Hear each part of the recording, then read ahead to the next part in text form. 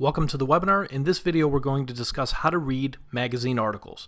Now, in the last lesson, we discussed how to read newspaper articles. In this one, I want to discuss how we can apply this multiple reading process for magazine articles. And these are articles that have a little more meat to them than newspaper articles. So we can still do this preview, overview, and read, but let's discuss the difference. A news article has the most important information near the top. So you're going to get that most important information in the first few paragraphs, and it's basically going to be those first few paragraphs like you see on the screen. It could be the first 3 paragraphs, first 4. So your preview and overview is really just a matter of reading those first few paragraphs. Now, it's different with a magazine article. In the magazine article, you have a different kind of a structure where you have an introduction at the beginning, a conclusion at the end, main ideas at the beginning of paragraphs. Notice on newspaper articles, the paragraphs are usually very, very short. Look at these paragraphs, the size compared to these. So the first sentence of each one of these paragraphs tends to be a main idea or a topic sentence. And we have this kind of a structure for magazine articles, keep in mind, and this for news articles. So if we're reading a magazine article, the best way to get really solid comprehension is going to be to follow this multiple reading process like this. The preview is reading the first and last paragraph, so your intro and your summary, or the boxes that you see on the screen right there, introduction and conclusion. And then the overview is a matter of just reading the first sentence of each paragraph. So as you can see on the screenshot here, the main idea tends to be that first sentence. And once we have that overview, we decide whether or not we want to read the entire article for full detail. And if you decide to, you'll be able to read it with a lot more comprehension because you know what to expect. And you can get all of that detail. And that's how we would apply this process. So if I take a sample article, which I have right here, this India's Skills Famine article, the first paragraph, let's say we're doing this process, and I'm just going to run through the preview and overview with you right now.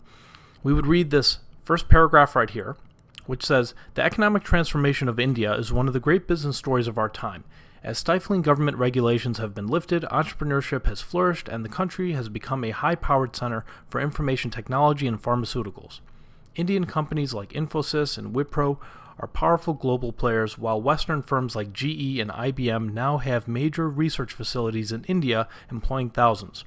India's seemingly endless flow of young, motivated engineers, scientists, and managers offering developed world skills at developing world wages is held to be putting American jobs at risk, and the country is frequently heralded as the next economic superpower." That's a pretty good introduction there. And this conclusion right here, India has taken tentative steps to remedy its skills famine. The current government has made noises about doubling spending on education, and a host of new colleges and universities have sprung up since the mid-1990s. But India's impressive economic performance has made the problem seem less urgent than it actually is, and allowed the government to defer difficult choices. In a country where more than 300 million people live on $1 a day, producing college graduates can seem like a low priority. Ultimately, the Indian government has to pull off a very tough trick, making serious changes at a time when things seem to be going really well. It needs, in other words, a clear sense of everything that can still go wrong. The paradox of the Indian economy today is that the more certain its glowing future seems to be, the less likely that future becomes. That's a pretty good conclusion. And remember what we said, that's just the preview. Intro and summary. Now, if we did our overview, it would be a matter of reading all the first sentences, like this one right here. "India has run into a surprising hitch on its way to superpower status. Its inexhaustible supply of workers is becoming exhausted." And then I read the next first sentence. "How is this possible in a country that every year produces 2.5 million college graduates and 400,000 engineers?" And then we read the next first sentence right here. "There was a time when many economists believed that post-secondary education didn't have much impact on economic growth." See how all these first sentences tend to be main ideas? Let's read this one right here. "The irony of the current situation is that India was once considered to be overeducated." Here's another first sentence right over here. "Since the Second World War, the countries that have made successful leaps from developing to developed status have all poured money, public and private, into education."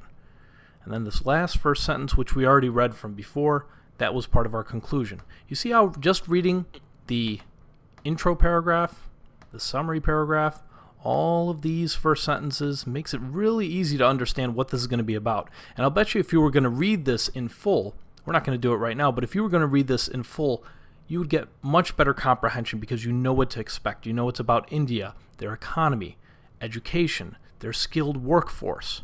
All of these things come to mind very easily when you do this intro and last paragraph.